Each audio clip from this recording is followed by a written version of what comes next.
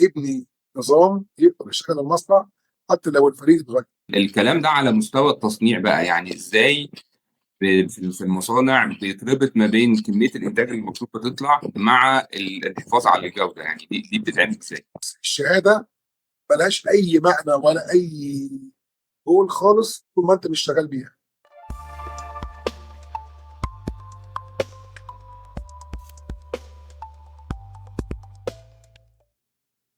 أهلا بيكم في حلقة جديدة من حلقات بودكاست في المصنع، البودكاست اللي بنغوص فيه جوه عالم التصنيع والتشغيل وإدارة المصانع، وبنتكلم بلغة بسيطة عن التحديات اللي بتواجهنا كل يوم وبنحاول نوجد لها حلول. النهارده معانا ضيف عنده خبرة كبيرة جدا في صناعة الآلات أو الفرنتشر. اما بتخش على البروفايل بتاعه على لينكد ان بتلاقي مزيج من الكلام عن البروسيس والكواليتي واداره الناس. خلينا نستفيد منه اكبر استفاده النهارده، وخلونا نرحب بالمهندس احمد نبوي. ازيك يا هندسه؟ بدأ خلينا نبدا الاول بان احنا نتعرف على حضرتك وعلى رحله حضرتك، لان انا دايما بقول ان الرحله بتعلم الناس اكتر من العلم النظري ومن الكتب. فاحكي لنا كده عن رحلتك، ليه اخترت المجال ده؟ ايه المخططات اللي فاتتك؟ ازاي من شركه لشركه؟ فلازم نسمعك. اولا بحب اشكر حضرتك جدا على الاستضافه وعلى الفرصه الجميله. انا اسمي احمد نبوي، انا خريج فنون تطبيقيه قسم ديكور داخليه. اشتغلت في الفرنتشر اندستري من اكثر من 16 سنه. كنت دايما بشوف المصنع مش بس مكان انتاج، بس سيستم متكامل ولازم يشتغل هارموني عشان يطلع منتج محترم. ده اللي حببني اكتر في المصانع. رحلتي في المصانع بدات زي ما بيقولوا كده من الاول خالص، من تحت أوي. اشتغلت في المكتب الفني، اشتغلت في التركيبات، اشتغلت في الانتاج، واشتغلت فيه لحد ما الموضوع بدأ يتطور لموضوع إدارة العمليات وإدارة المصنع بالكامل. وده خلاني أعيش كل تفاصيل التصنيع من أول فكرة المنتج لحد ما المنتج بيوصل لبيت العميل. طبعا خلال الرحلة دي اتعلمت إن النجاح بيجي مش بس الإنتاج، هي الفكرة كلها إن هو الجمع بين الإدارات صح، والجمع بين الفرق صح، والتكنولوجي الصح. بالظبط. الحمد لله برضو بقدم كونسلتيشنز للمصانع وشركات الفرنتشر وللمهندسين اللي شغالين في الفرنتشر اندستري. ما شاء الله هندسه، خبره واسعه. ربنا يقدر ويزيدك خبره وعلم. احكي لنا بقى عن رحله المنتج نفسه، يعني من اول كده ما بيبقى شجره لحد ما بيوصل يبقى منتج، قطعه في بيت العميل. طيب، هي رحله التصنيع بتبقى طبعا في اختيار الخامات والمواد حسب الديزاين، السبيشن، التسعير، والمواصفات لو هنتكلم مثلا على الانتاج، ودي تعتبر اهم واكبر مرحله في التصنيع. فناخد مثلا الخشب المسطحات.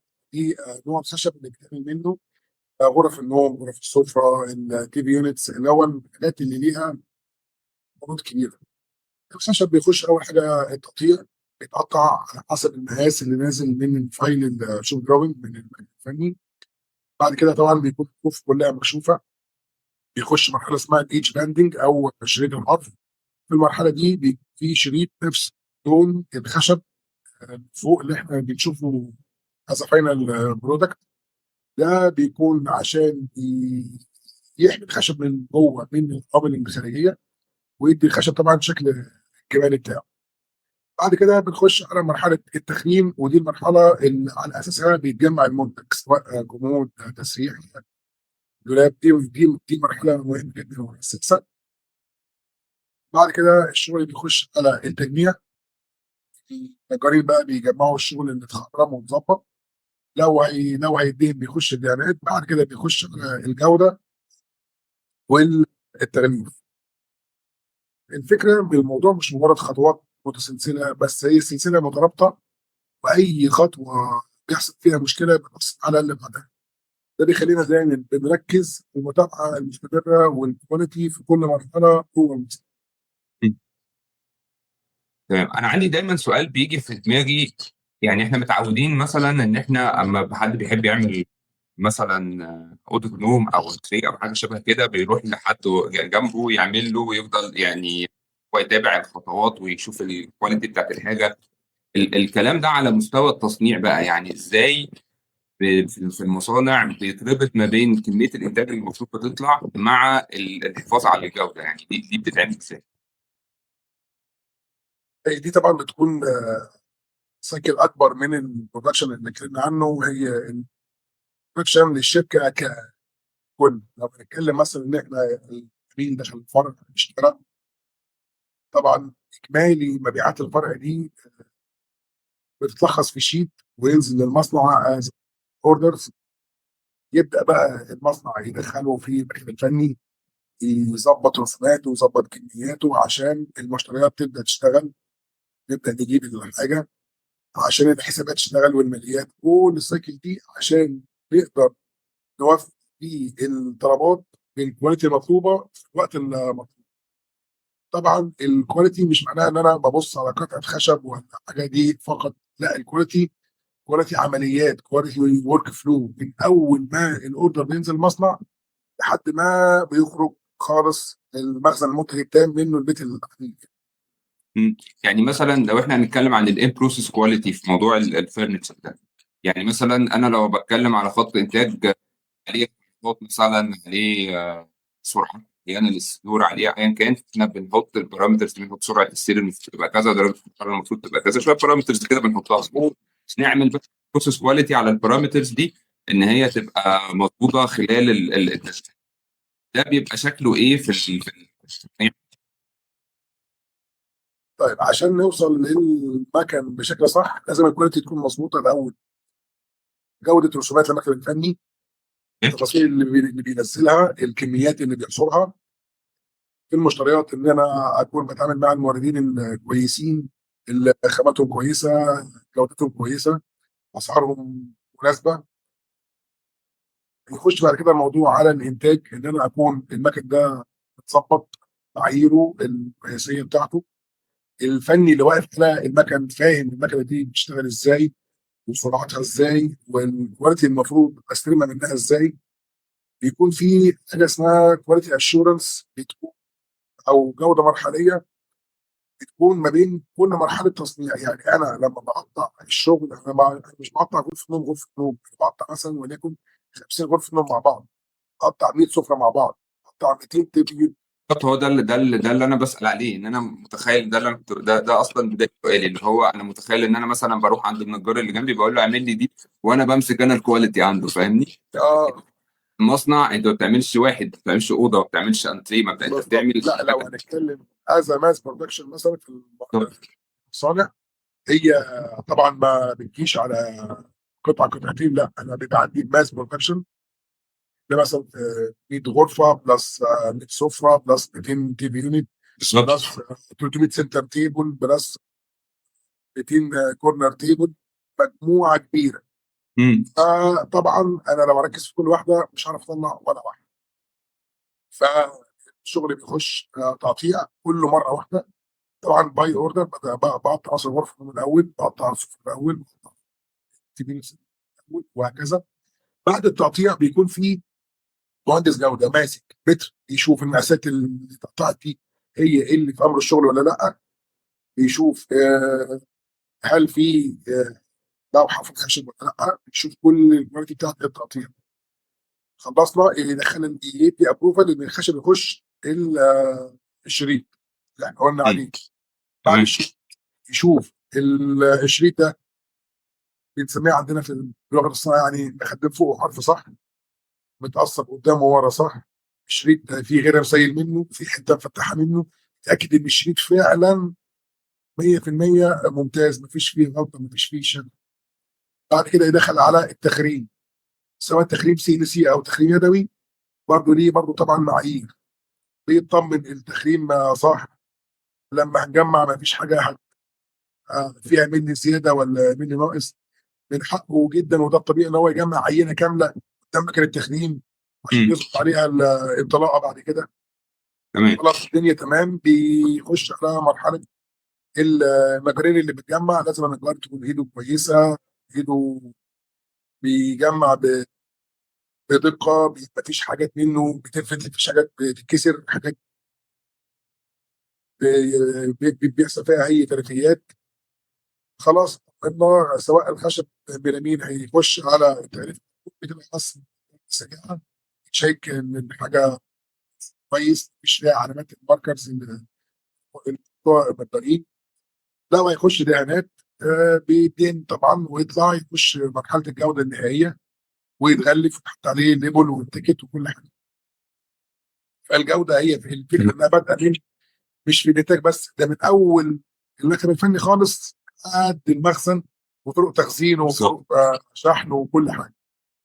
بالظبط بالظبط. انا بشوف حضرتك بتكتب كتير على موضوع التخزين والنقل ده بالذات، لانه حاجه مهمه جدا في موضوع مظبوط. طيب، ايه بقى التحديات اللي موجوده في الصناعه؟ يعني مثلا سبلاي تشين، مثلا عماله، تكنولوجيا او مكن معين، ايه اكبر التحديات اللي بتواجه صناعه الثلاث او والله التحديات دايما موجوده، وهي جزء لا طبعا. يتجزا من الفرنتشر اندستري. يعني اسعار الخامات بتتغير بقى، عماله كويسه صعب تلاقيها، نفس الجديده، حاجات مم. كتير والله. بس هي الفكره ان الحلول اللي بتكون مبتكره ممكن تغير المعادله، زي مثلا ان انا احسن في الثاني، اعيد خطوط انتاج، اعيد يعني تصميمها، مم. استخدم تكنولوجي تساعد ان انا اراقب مراحل التصنيع لحظه بلحظه بشكل افضل. مم. احيانا برضو شراكات ذكيه او تطوير منتجات او منتجات جديده تناسب احتياجات الماركت، دي بيكون حلو، يعني حلول كويسه خلينا نعدي التحديات. ما تدينا مثال عملي كده هندسه، يعني حاجه قصه كده، يعني حاجه انت عشتها بنفسك. يعني مثلا نتكلم على مثلا الفتره اللي فاتت دي كان فيها تغيير اسعار خامات كتير، طبعا. بعد ما يحصل التعاقد ويحصل كل حاجه. طبعا من اول مره الواحد كان شاف حاجات غريبه. فمن الحاجات اللي حصلت ان تغيير اسعار الخامه بعد ما يكون العميل خلاص السعر ثابت. انا نصيحتي في الحته دي في اول اوردر البيع الشركه تجيب الخامه. مم. الشركه لو سعرها قل شويه او ولا وصلت ان هي تكيد زي ما بيقولوا، اوكي. لكن ان الشركه تدفع من جيبها عشان تجيب الخامه، مم. تاخير الشركه في شراء الخامه ده صعب جدا، ده بيخسر الشركه كتير. وللاسف ما ينفعش تيجي للعميل تقول له اصلا هتدفع زياده. مم. غيرك بيقدم عروض، يعني هي من حقك، بس غيرك حد بيقدم سعر افضل. يقدر يتصرف في الخامه دلوقتي لانه عنده كاش مثلا، بالظبط. ما عندوش مشكله ان هو السعر يغلى، لانه اوريدي يا اما عنده الخامه يا اما اشتراها. بس هي اول اولويه ان السعر مم. المنافسه في الحته دي برضه شديده، في ناس بتكون جايبه سيفتي ستوك كميات كبيره، مم. تقدر تسيف نفسها في الحته دي. عشان كده انا بقول الخامه تتجاب بسرعة. طبعا قصه الريكروتمنت، مال المهره، مم. يسعد مهندسين الشطار، طبعا دي مش سهل تلاقيهم برضه. اعتقد موضوع العماله ده موجود مع كل الناس، يعني لانه باختلاف الصناعات، يعني فكره ان انت تلاقي حد يعني مدرب وجاهز مظبوط. ويقدر يشتغل ويشيل الشغلانه بتبقى مش سهله يعني. دي حقيقه، والناس بتاخد وقت كبير جدا في التدريب. طب حضرتك شايف الصناعه بتاعت الفرنتشر في مصر يعني شكلها ايه خلال 5 سنين جايه؟ مستقبل الصناعه دي عامل ازاي؟ ايه التطورات ممكن تحصل؟ والله انا شايف ان مستقبل الصناعه في 5 سنين هيعتمد بشكل كبير على الاوتوميشن والتحول الرقمي زي ما بنقول يعني. امم. هيعتمد بشكل كبير على تقليل الهدر على مستوى الخامه، مستوى العمليات، الورك فلو بشكل عام. امم. دي من الحاجات اللي كلنا شغالين عليها في كل الصناعات. امم. المصانع اللي هتستثمر في التكنولوجي وهتدرب فرقها تدريب كويس هتقدر تنافس محليا ودوليا. امم. كمان فكره الانتاج حسب الطلب، باي اوردر، في وجهه نظري المتواضعه هتكبر اكتر من الماس برودكشن عشان تلبي اذواق العملاء اللي بدات تتغير بسرعه. بالنسبه للعملاء بدات تتغير وتطور بدا يكون اسرع من اني اعمل ماس مخزن واجمل. تمام. طيب آخر حاجة معانا بقى، يعني نصيحة من حضرتك بعد الخبرة الكبيرة دي كلها لأي مهندس شغال في مجال الأساس، أي صاحب مصنع، إزاي يقدر يطور شغله أو يطور مصنعه؟ إيه الحاجات اللي ممكن يعملها؟ طيب، نصيحتي دايما احب اقولها ما توقفش عن التطوير، سواء مصنعك كبير او صغير، سواء انت مهندس لسه خريج او مهندس خبره 50 او 20 سنه. دايما في فرصه للتحسين، في فرصه ترفع جوده، في فرصه توفر كلفه الانتاج. اصحاب المصانع اهم استثمار في فريق. التكنولوجيا لوحدها مش هتشتغل من غير الناس الصح. في نفس الوقت ما تعتمدش على الحظ او اشخاص بس. ابني نظام يقدر يشغل المصنع حتى لو الفريق اتغير، حتى لو انت خدت اجازه شهر شهرين، حتى لو انت فوضت حد. لازم يبقى فيه سيستم، نظام ماشي، المصنع ماشي عليه، ودي بتكون قمه النجاح. يعني يعني دي لاصحاب المصانع، للمهندسين بقى. يعني انا مهندس وشغال في مصنع اساس، انا اعمل ايه اول خطوه اعملها دلوقتي حالا كده؟ اول ما اسمع الحلقه بتاعت النهارده اقدر اخدها وانفذها على طول. استثمر في نفسك، طور.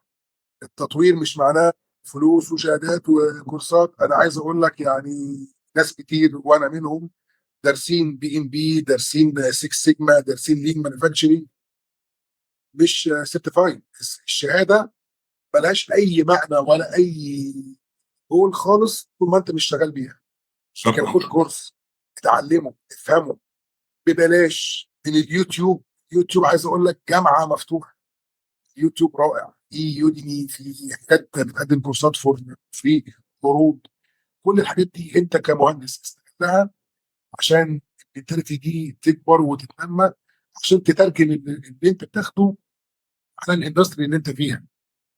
انت لما تاخد مشروع في PMP عن الكونستراكشن، اعتبر المصنع ده مشروع، اعتبر السفره دي مشروع بدل العمار، السرير في غرفه النوم بدل الخرسانه. هي دي الفكره، انت بتحول الميثودولوجي عندك للاندستري اللي انت فيها. انا بشكر حضرتك جدا جدا جدا جدا انك شرفتني النهارده. انا شخصيا استفدت من الكلام. لا، انا بعيد تماما عن صناعه الاساس. فانا بشكر حضرتك جدا جدا جدا جدا.